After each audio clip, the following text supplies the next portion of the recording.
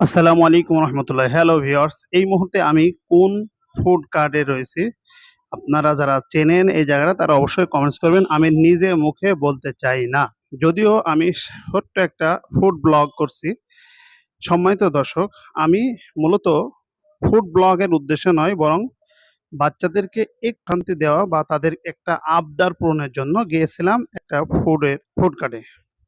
তো আলহামদুলিল্লাহ তাদের একটা ইচ্ছা ছিল যে পোড়া মুরগি বা গ্রিল যেটাকে বলা হয় এবং নান রুটি। তো এটা তাদের এই আবদারটা পূরণ করার জন্যই আমাকে যাওয়া এখানে। তো আলহামদুলিল্লাহ এখানকার গ্রিলের মানটা যথেষ্ট ভালো আমার কাছে লেগেছে এবং নান রুটির মানটাও দাম হিসাবে যথেষ্ট ভালো। তো আপনাদের প্রয়োজন হলে আপনারা যেতে পারবেন। তবে একটা জিনিস শেষে বলে রাখি যে বাচ্চাদেরকে এভাবে সময় দেয়া আমাদের জন্য খুবই জরুরি। মনে রাখবেন, যতটা সময় তাদেরকে দিবেন, ততটাই ফিডব্যাক তাদের থেকে পাবেন। ধন্যবাদ।